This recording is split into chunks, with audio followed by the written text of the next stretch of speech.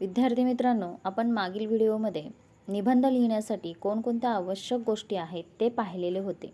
आता आपण त्या दृष्टीने कृती नंबर 5 आणि त्यामधील अ जो आहे तो व्याकरणावरती आहे आणि आ जो आहे तो निबंधावरती आहे.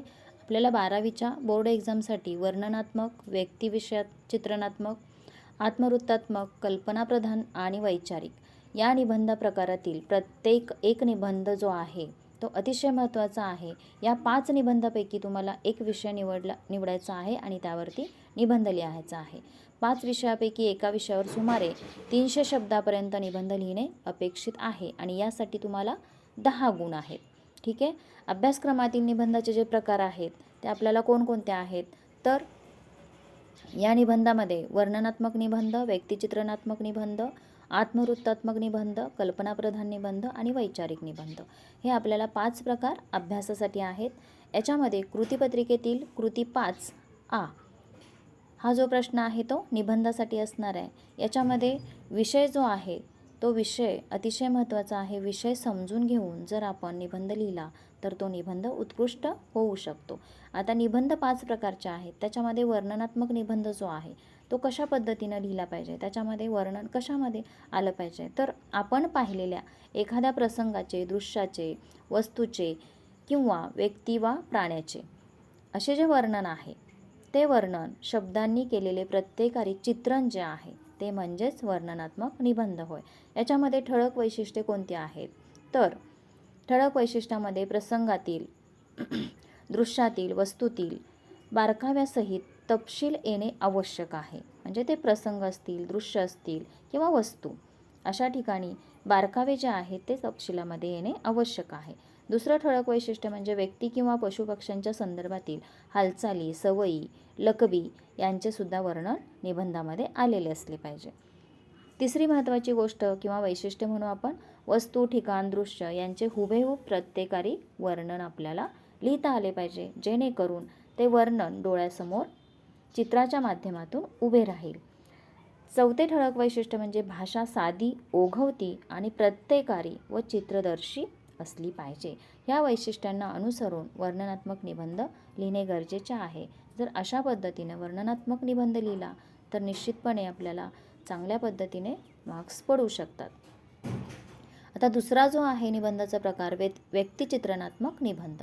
याच्यामध्ये एखादे विशेष व्यक्तीचे शब्दात चित्र काढणे याला व्यक्तिचित्रणात्मक निबंध असे आपण म्हणू शकतो. याची ठळक वैशिष्ट्ये कोणती आहेत, तर व्यक्तीचे लक्षवेधी व प्रभावी वर्णन.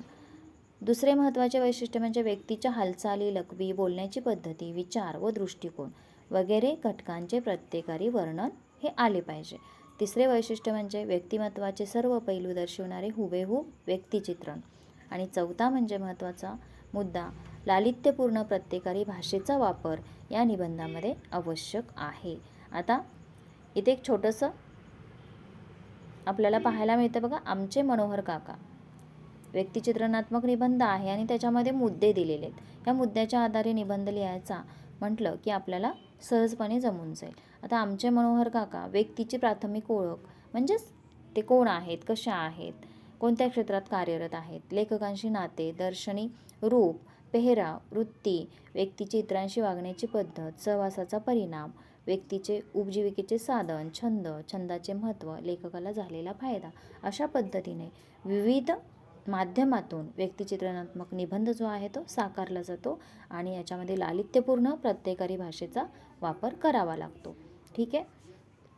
यानंतर सगळ्यात महत्त्वाचं म्हणजे आत्मवृत्तात्मक निबंध तिसरा आहे. याच्यामध्ये ठळक वैशिष्ट्य आपल्याला सांगता येतील. या प्रकाराला खरं तर आत्मनिवेदन, आत्मवृत्त, मनोगत, कैफियत, गाऱ्हाणे इत्यादी शब्दही आपण देऊ शकतो. ठळक वैशिष्ट्ये याची काय आहेत, तर पहिल्यांदा निवेदक स्वतः बोलत असल्याने प्रथम पुरुषी निवेदन आवश्यक असते. दुसरा मुद्दा आहे जन्मापासूनचे संपूर्ण बारीक-सारीक तपशील निबंधामध्ये येणे आवश्यक आहे. तिसरे वैशिष्ट्य आहे ठळक महत्त्वाच्या मोजक्या प्रसंगाचे व घडामोडीचे वर्णन गरजेचे असते. चौथे वैशिष्ट्य म्हणजे आनंद, कृतार्थता, व्यथा, वेदना, सुप्त, अतृप्त इच्छा, सुखदुःखे यांचे सुद्धा यथोचित वर्णन निबंधामध्ये येणे गरजेचे असते. आणि शेवटचे वैशिष्ट्य म्हणजे साधी, ओघवती, भावनेने भारलेली, जिव्हाळ्याची भाषा ह्या निबंधामध्ये अतिशय महत्त्वपूर्ण आहे. म्हणजे आत्मवृत्तात्मक निबंधामध्ये ओघवती भाषा असलीच पाहिजे, शिवाय त्याच्यामध्ये भावनासुद्धा आपल्याला वाचताना निर्माण झाल्या पाहिजेत. तसेच जिव्हाळ्याची भाषासुद्धा गरजेची आहे. अशा पद्धतीने आत्मवृत्तात्मक निबंध आपल्याला पाहायला मिळतो. याच्यामध्ये आरशातील स्त्री जे आहे थोडक्यात एक आपलं स्वतःचंच मनोगत त्या कवितेच्या माध्यमातून मांडलेलं आहे. आणि त्या कवितेचा सुद्धा वापर आत्मवृत्तात्मक निबंधामध्ये आपण अतिशय सुंदरपणे करू शकतो. याच्या पुढचा चौथा जो निबंधाचा प्रकार आहे तो कल्पनाप्रधान निबंध. वास्तव अवास्तव कल्पनांचा मुक्त वापर करून लिहिलेल्या निबंधाला कल्पनाप्रधान निबंध म्हणतात. आता याची ठळक वैशिष्ट्ये काय आहेत तर पहिलं वैशिष्ट्य म्हणजे एखाद्या गरजेच्या वस्तूचा अभाव असेल तर काय घडेल याची कल्पना प्रचुरता आवश्यक आहे. दुसरं वैशिष्ट्य म्हणजे निसर्गचक्रातील ऋतू आले नाहीत तर होणारी दुरावस्था व हानी यांचा तपशील देणे आवश्यक असते. तिसरे वैशिष्ट्य म्हणजे आवश्यक असलेल्या गोष्टींची कमतरता असेल तर होणारी घालमेल याचे ओघवते वर्णन याच्यामध्ये देणे आवश्यक असते. आणि चौथे वैशिष्ट्य म्हणजे कल्पनेभोवती गुंफलेली मनोरंजक व लालित्यपूर्ण भाषा आवश्यक असते. अशा पद्धतीने कल्पनाप्रधान निबंध जे आहेत ही ठळक वैशिष्ट्ये जी आहेत ती आपण विचारात घेऊन निबंध लिहिला पाहिजे. शेवटचा म्हणजे पाचवा वैचारिक निबंध. ज्या निबंधात विचार मांडलेले असतात त्याला वैचारिक निबंध आपण म्हणू शकतो. यामध्ये विचारप्रधान, चिंतनपर, समस्याप्रधान किंवा वादविवादात्मक व चर्चात्मक स्वरूपाचे निबंध असतात. याची वैशिष्ट्ये सगळ्यात महत्त्वाची म्हणजे विचारांची पक्की बैठक व विचारांची योग्य साखळी मांडणे अभिप्रेत असते. दुसरा मुद्दा म्हणजे समस्येचे स्वरूप व उपाय यांची साधक वादक चर्चा गरजेची असते.